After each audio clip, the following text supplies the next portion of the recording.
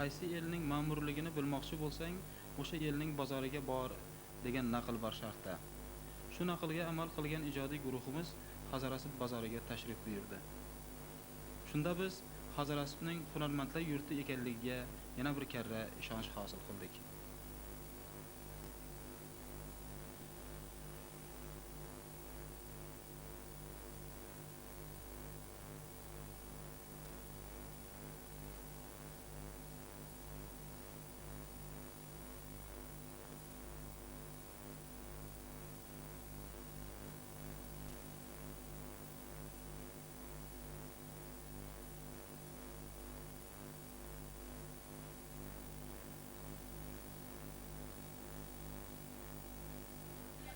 Hozirgi bozor iqtisodiga o'tayotgan vaqtimizda tadbirkorlik ham ishbilarmonlik juda katta rol o'ynaydi.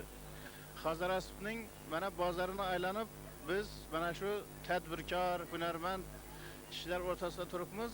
Hozir meni oldimda Hazorasbning tadbirkor yigitlaridan bittasi hisoblangan Qurbonboy Matkarimov turibdilar. Qurbonboy, siz o'z rejalaringiz haqida bir so'zlab bersangiz. Biz 1979-yilda Turkmeniston bilan O'zbekiston chegarasida joy qilganmiz. Moldorchilikka asoslanib. Hozir bizning semenli xo'jaligimiz bolalarimiz bilan 20 karamol 100 qo'yimiz bor. Hozir shuning Sovet hukumatimizda shuning biz minnatdormiz, yana bozor iqtisodiyotida o'z molimizni o'zimiz ochiq sotyapmiz. Halol boqamizda. Bizlarda yine şunun bir iltimatımız var. Şu öz yetiştirgen şu jahon bozorida hozir bir oltin bilan boshlanadi. Bu narsalar buni qadrini chet eldagi o'zbeklar biladi buni. Amerikada misol uchun o'zbeklar bor.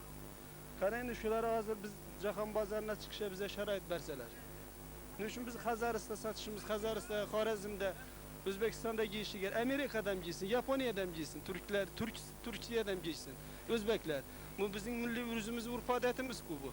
Nima uchun kerak bize 5000 7000 mata norqa degan narsa. Ana shularga biz iltimos qilamiz. Bizlara shuni sharoitlar yaratib berib fermer xo'jaliklari shuni nega olib borishadi. Agar mabodo mana shu imkoniyat yaratib berilsa, siz ta'minlab berishni o'z ustingizga ola olasizmi? Men o'z ustima olaman. Shu jahon bozorina chiqirsa o'z shaxsiy molimdan 100 dona men shunday antika surderi yetishtirib beraman. Men o'zim oshliman, kerak bo'lsa tikamiz ham. Qanday xilindan bo'lsa mana shunday xili yana. Ya mana boshimizdagilar shulardan tikib yetishtirib bera olamiz.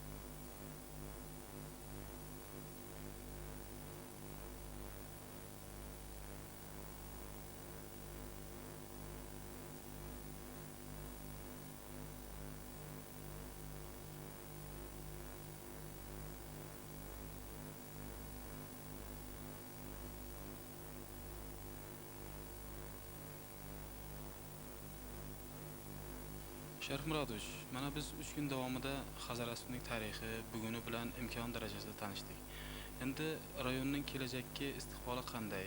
Shu haqida bir bilishni istar edik. Hazorasp rayonini men noyabr oyında 80-ci ildə gəldim. Şu vaxtları oturup rayona aktivi bilen, mutaxassisləri bilen oturup hesab kitap kıldık.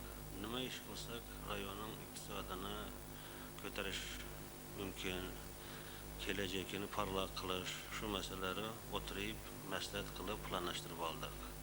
En birinci aldığımızda durğan vazifalar bu, şu 3-4 yıl içinde kolxozlarının, hocalıkların iktisadını götürüş, yukarı rentabilni hocalıklara aylandırır.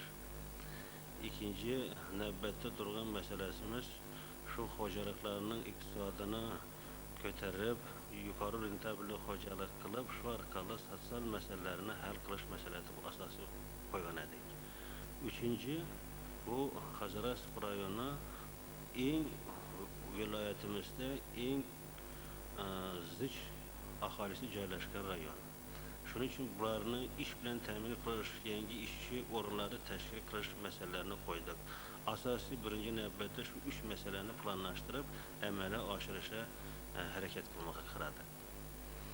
3-4 yıl içinde kolxozlarımız həmməsi planlaştıran receler əməlgə açtı. Kolxozlarımız 86-87 ildən başlap özləri həmməsi özləri məbləğ bilen təmin kılıp hocalıqı yürütüş çara tədbirlərini gördülər həmməsi. Sosyal meselelerden hem bahçe kuruluşunu, mektep kuruluşunu, yol kuruluşu, şuları əmələ aşırıp her halda şu oblusun ortaça derecesine yetip aldık. İşçi orları teşkil kılınış boyunca şu 80-ci ildən son rayonda Drujba şehrinde 6000 oruna ziyadeti orlar teşkil kıldık, işçi oruna. Bu rayonumuzda ip yuguru fabrikası, Drujba şehrinde Fatonun filialı, kervuj zavodları, yağ zavodu, Xorazm agregat zavodunu, Drujba agregat zavodu, ben şu yeni karxanalarını şu 80-ci ildən son planlaştırıp həmməsini kuruşunu tamam kılıp halka hizmet kılmağa kıradı. Şunun bilen bir kısmı, asasi kısmını halkımızı iş bilen təmin kılış çara tədbirlərini gördük. İndi beyanında gelecekte rayonumuz teritoriyasında planlarımız juda katta. Şu işlerini devam kıldırır. Hazır rayonumuz teritoriyasında şu mektepler kuruluşu cedel bilen artmalıyadır. Ağır sahamız bu, keyin kalıp ketken sahamız bu sağlığını saklaşadı. Banisamız şu eski bir vaxtlarında internat deb kurulgan banisada joylashgan edi. Biz şöyle yangi korpuslarını kurduk. Lekin hozirgi kunda o'zi şu Taştaka kanalın boyunda 9 hektar yer ajratib, azı infeksiyonlu banisani başladı, güzellik koykalı tipovoy. Şunun yanında 240 orunlu yangi kompleksli banisi kurmağa başladım, proyekti bityatır. Ondan tashqari şunun yanında yine 150 koykalı balara banisasini planlaştırıp proyektleştiriş işler başlandı.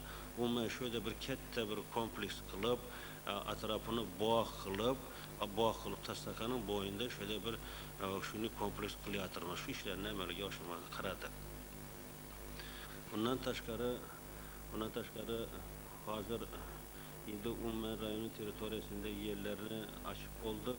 Lekin kıblamızdan Azyorna kollektoruna bilen kum arasındaki yerlerini özleştiriş işlerini başlaverdik. Bu ahalimiz ösüp barıyatır, yerimiz kem. Indi şurada imkaniyetimiz var.